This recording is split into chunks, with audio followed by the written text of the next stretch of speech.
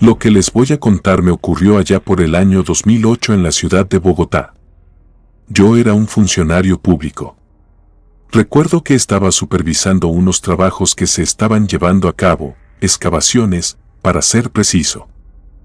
Iba acompañado de un colega que acudía en representación de la persona que estaba financiando el proyecto y, como podrán imaginarse, se trataba de alguien que no trabajaba precisamente dentro de la ley.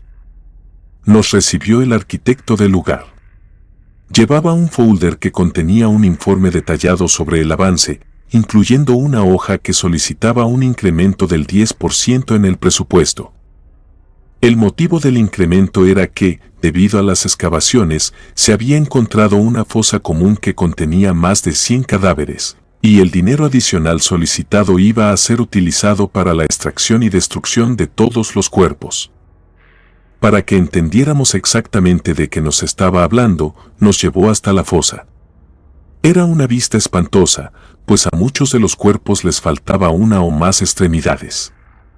El arquitecto nos dijo que eso no era lo más impresionante de todo. Nos comentó que, antes de llamarnos, habían explorado un poco la fosa y determinaron que había sido utilizada para trabajos de brujería. Yo le pregunté cómo era que había llegado a esa conclusión. Me respondió que los trabajadores habían desenterrado algunos objetos que no tendrían que haber estado ahí. Mi acompañante y yo le pedimos que nos mostrara a qué se refería. Los tres caminamos hasta una vagoneta blanca, y cuando el arquitecto abrió las puertas, pudimos ver una serie de artilugios anómalos que, en efecto, no tendrían por qué estar en una fosa común. Había botellas con líquidos negros, otro tipo de recipientes que contenían fetos y crías de animales, también había fotografías antiguas y clavos. Pero entre todos esos objetos, hubo uno que llamó particularmente mi atención. Se trataba de una especie de atrapasueños, pero parecía estar hecho de huesos.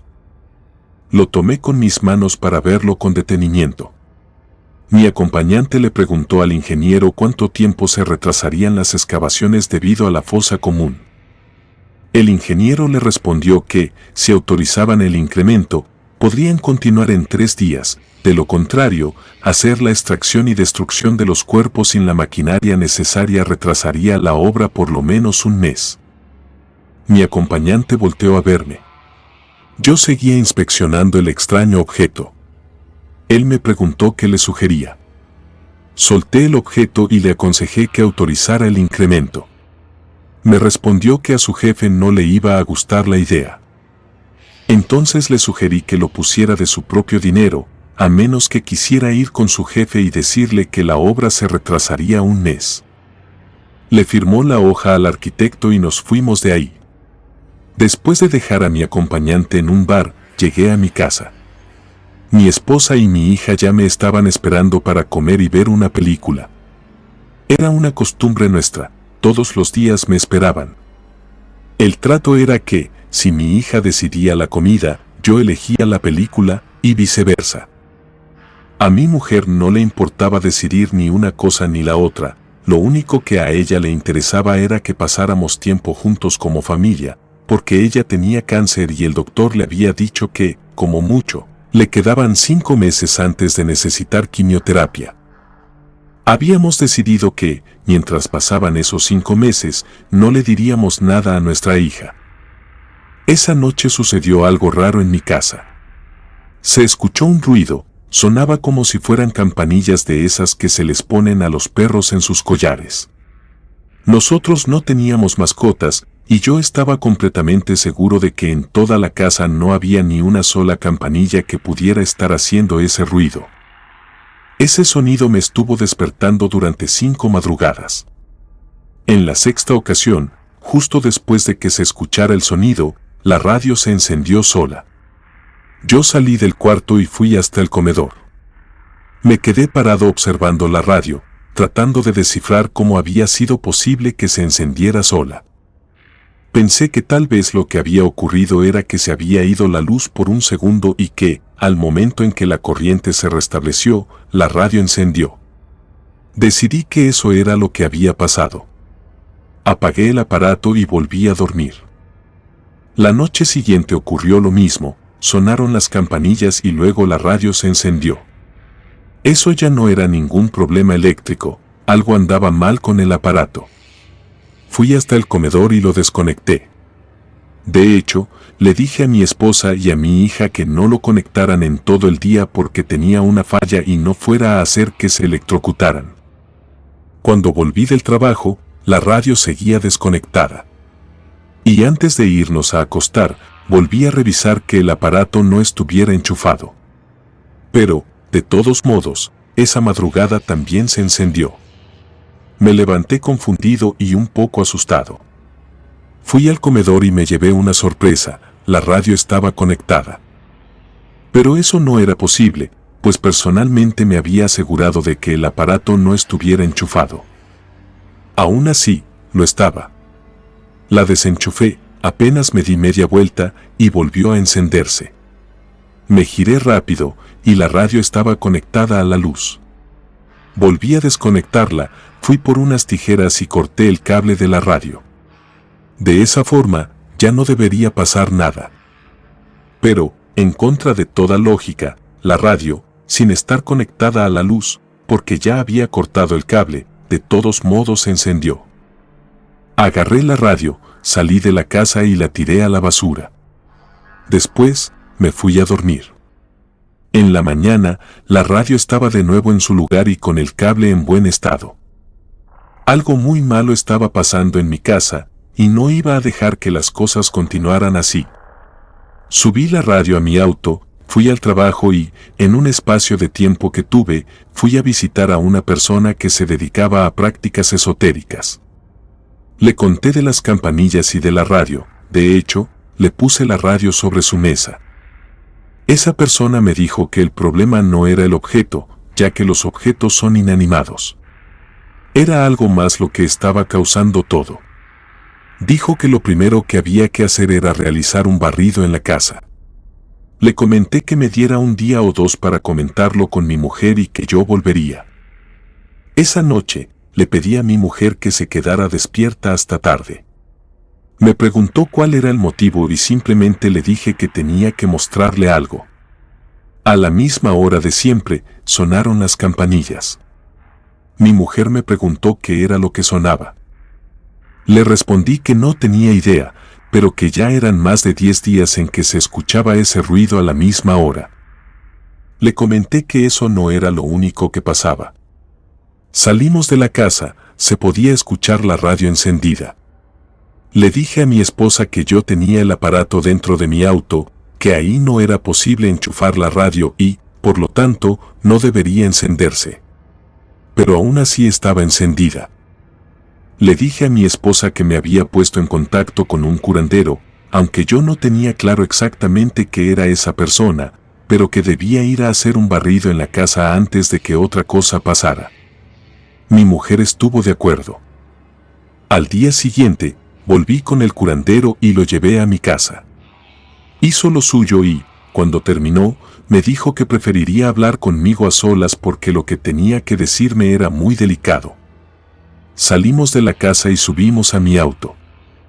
Me dijo que dentro de mi casa estaba la muerte, que, de alguna forma que él no lograba entender, la esencia de la muerte había llegado hasta mi casa y no se iba a ir hasta cobrarse una vida. Le pregunté si había algo que se pudiera hacer. Me respondió que teníamos que averiguar cómo era que la muerte había entrado en mi hogar, de lo contrario, era cuestión de semanas para que alguien muriera. Le comenté a la persona que yo trabajaba con alguien que se dedicaba a cosas ilegales y que seguramente había matado a más de uno. Él me dijo que eso no tenía nada que ver y que mejor me pusiera a hacer memoria, porque yo y mi familia estábamos en grave peligro. Después, lo llevé hasta su local y quedé en volver en cuanto tuviera alguna pista. Pasaron 10 días, yo no tenía nada aún, pero de todos modos fui con esa persona. Le pregunté si en verdad no había absolutamente nada que se pudiera hacer al respecto. Vio mi desesperación y me dijo que sí había una cosa, pero que no era nada sencillo, además de que no me garantizaba que iba a funcionar. Yo saqué un fajo con 20 millones de pesos colombianos, que en aquel entonces eran como 10.000 pesos aproximadamente.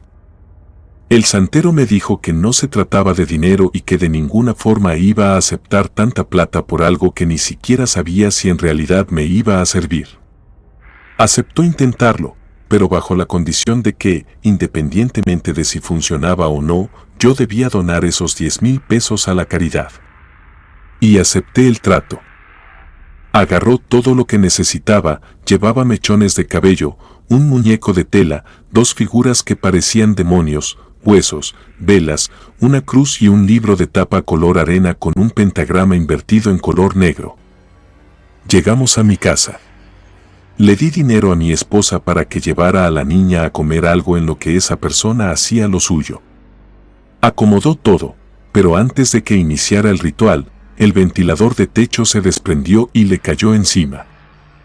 El curandero se levantó rápido. Me dijo que la muerte estaba furiosa, que no lo iba a dejar hacer el ritual, que lo mejor era que saliéramos de ahí antes de que algo peor pasara. Salimos.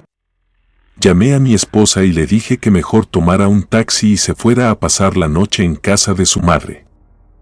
El santero me dijo que fuéramos a un panteón que estaba ubicado en el norte de la ciudad, que intentaríamos algo más. Y en el trayecto, me explicó que no estar en la casa no nos libraba de la muerte, porque dentro de nuestra casa estaban todas nuestras cosas y que cada persona tiene un vínculo emocional con sus pertenencias. Por lo tanto, la muerte podría atacarnos aunque no estuviéramos en la casa. Cuando llegamos al panteón, fuimos hasta un mausoleo. Entramos, en el interior había un altar bastante extraño, y al centro del altar estaba una silla con muchas ornamentaciones intimidantes. El curandero me dijo que me sentara ahí y que la silla haría su trabajo, pero que por cada segundo que yo estuviera sentado, mi vida se iría reduciendo un día.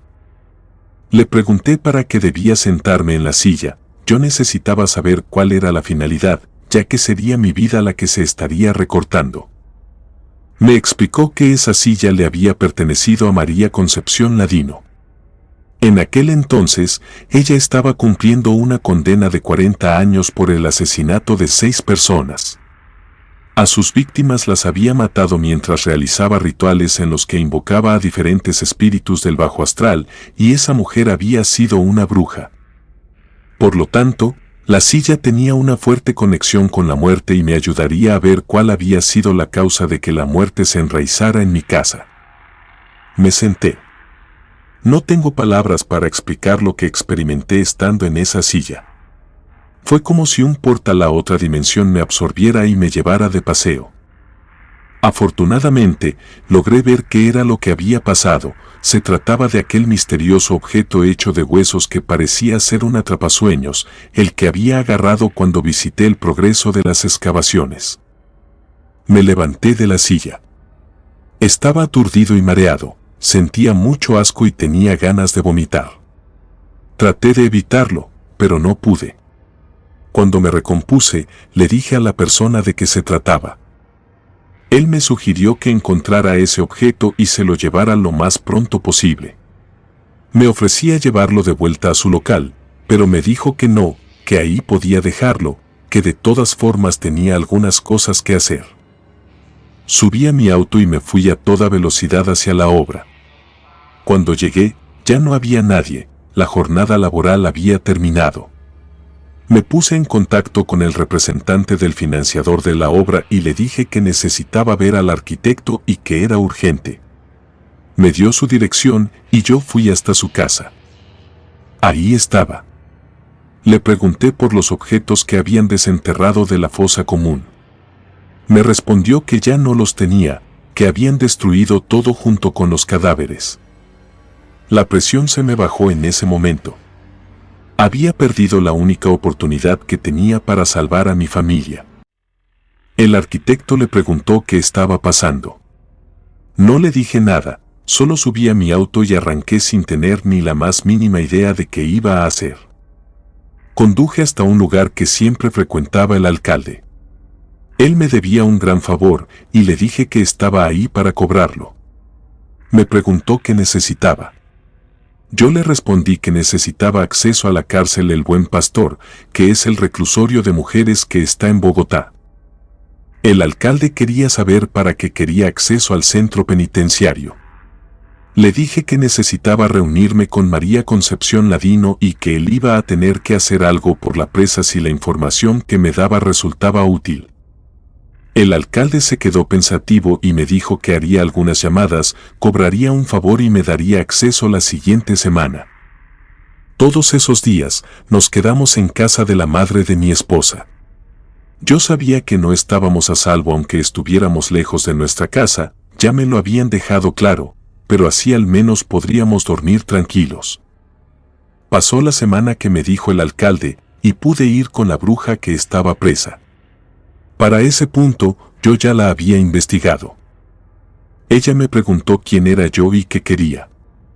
No revelé mi identidad, solo le dije que yo podía hacer que cumpliera el resto de su sentencia desde su casa, pero que eso dependía de si me ayudaba o no. Le advertí que a mí no podía engañarme, que estaba al tanto de que muchos de sus supuestos trabajos de brujería no eran más que estafas.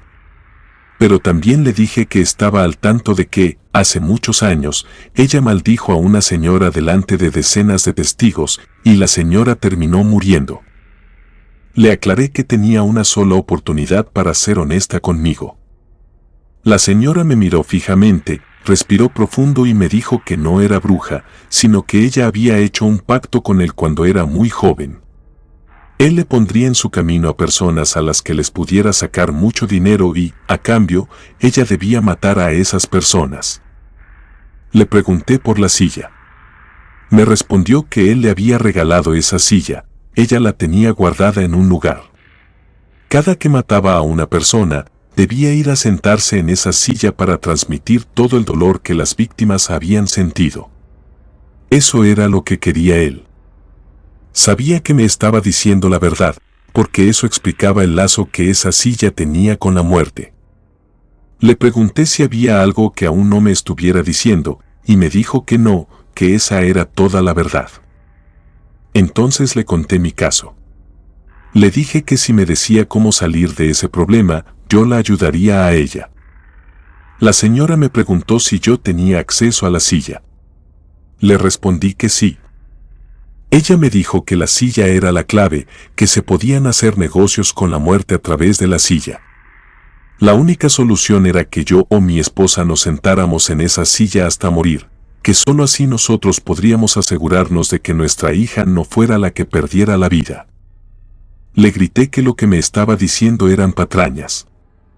Ella me dijo que yo podía creer lo que quisiera, pero que, debido a que el objeto que había causado todo ya había sido destruido, no había otra opción.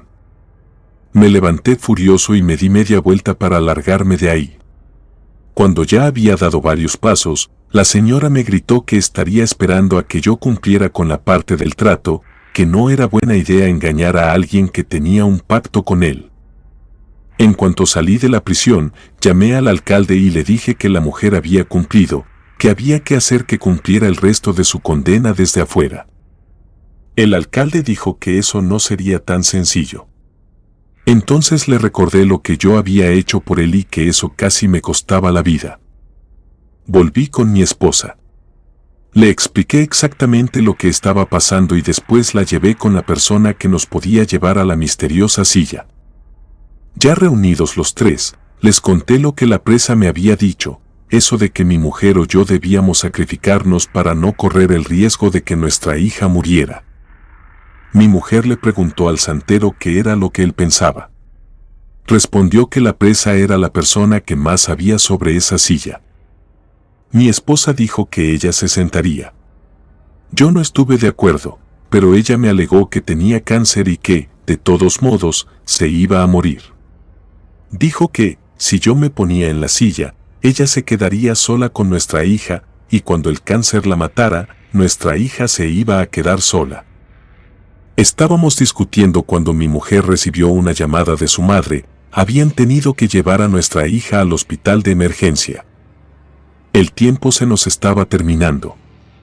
La persona nos dijo que teníamos que irnos ya a la silla, porque la muerte se había decidido por nuestra hija.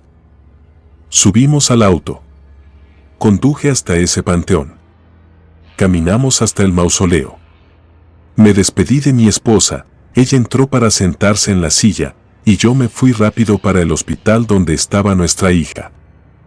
Tardé 10 minutos en llegar. Mi hija tenía 3 minutos de haberse estabilizado. Los doctores no sabían por qué, pero ya estaba fuera de peligro. El curandero, o santero, me fue a buscar al hospital para avisarme que no fuera a volver al mausoleo, que él ya había ido y mi mujer había quedado en cenizas. No supe cómo reaccionar. Me entregó una urna y me dijo que ahí estaba mi esposa.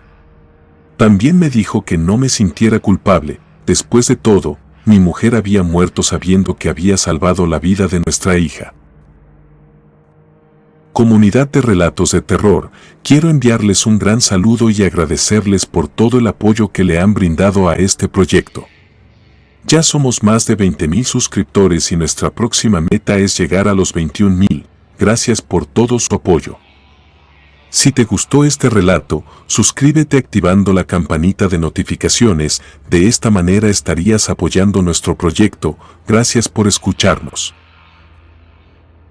Relato anónimo, derechos a quien corresponda.